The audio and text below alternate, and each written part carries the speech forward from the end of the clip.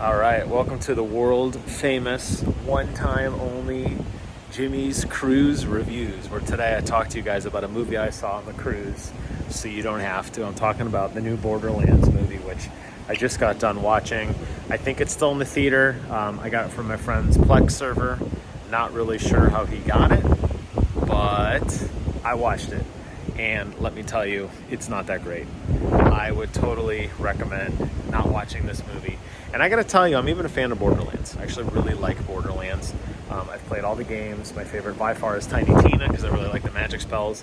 But Borderlands is really known for two things. I'm gonna go get out of the wind here a little bit. Borderlands is really known for two things. It's known for tons and tons of guns, and it's known for quirky humor. Now this movie rather, does have a lot of quirky humor associated with it. So you are gonna be getting a lot of that nonsensical, kind of tongue-in-cheek, a lot of funny little jokes by Claptrap, lots of kind of just weird little, things that'll make you snicker. Nothing laugh out loud, but I honestly can't really remember when a Borderlands game made me laugh out loud like that.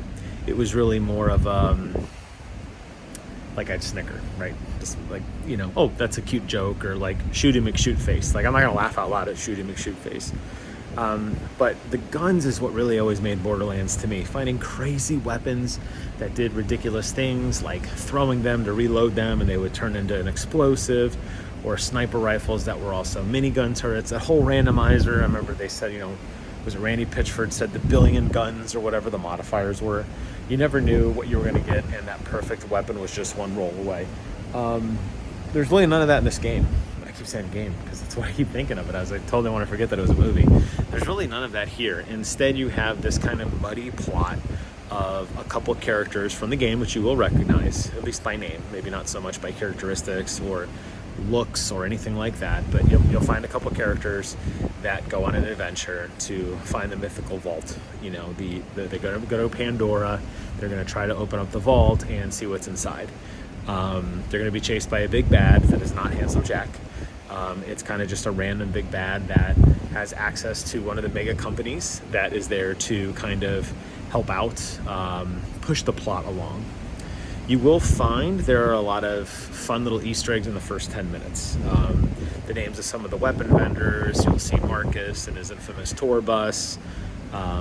Obviously, there's some nods to some of the stuff in the game, and then it's like they almost drop that plot entirely in the first, I'd say, 15 minutes. The cameos really stop. I shouldn't say it. There is one. You do meet two. Trying to think, is it 2 or 3 other characters briefly in the movie, but they don't really have much of a role. And then off the troop goes in search of adventure.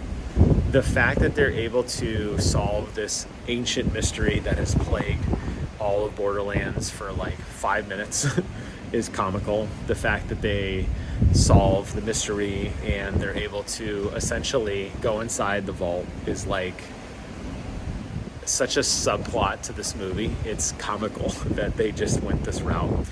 Most of the movie actually takes place them fighting waves and waves of psychos in this underground tunnel, which is not really inspired by much of anything Borderlands. It was probably like the cheapest set design they could do, and it just didn't really feel like it had a good feel to it. The combat was okay.